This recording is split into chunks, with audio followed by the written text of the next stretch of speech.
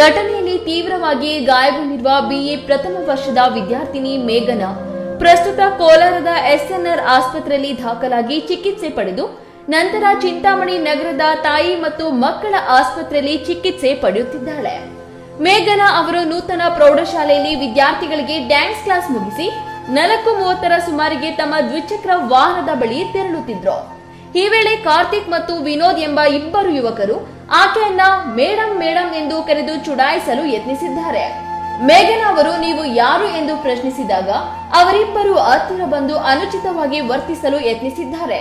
ತಕ್ಷಣ ಸ್ವಯಂ ರಕ್ಷಣೆಗಾಗಿ ಮೇಘನಾ ಅವರು ಆರೋಪಿಗಳ ಕೆನ್ನೆಗೆ ಹೊಡೆದು ತಳ್ಳಿ ಅಲ್ಲಿಂದ ಮನೆಗೆ ಬಂದಿದ್ದಾರೆ ಹಾಗೂ ನಡೆದ ವಿಷಯವನ್ನ ತಾಯಿಗೆ ಫೋನ್ ಮೂಲಕ ತಿಳಿಸಿದ್ದಾರೆ. ಅದೇ ದಿನ ರಾತ್ರಿ ಸುಮಾರು 8:30 ವೇಳೆಗೆ ಕಾರ್ತಿಕ್ ವಿನೋದ್ ಸೇರಿದಂತೆ ಸುಮಾರು 10 ಜನರ ಗುಂಪು ಆಶ್ರಯ ಬಡಾವಣೆಯಲ್ಲಿರುವ ಮೇಘನಾ ಅವರ ಮನೆಗೆ ನುಗ್ಗಿದೆ.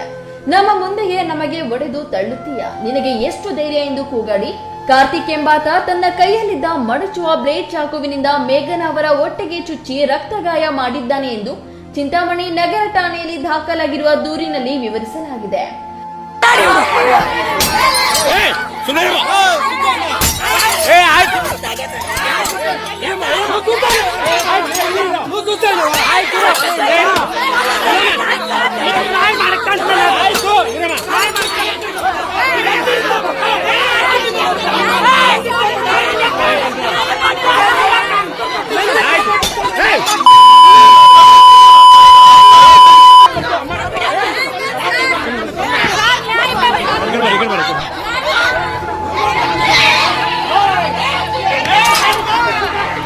ಘಟನೆ ಕುರಿತು ಪೊಲೀಸರು ಪ್ರಕರಣ ದಾಖಲಿಸಿಕೊಂಡು ಮುಂದಿನ ಕ್ರಮ ಕೈಗೊಂಡಿದ್ದಾರೆ.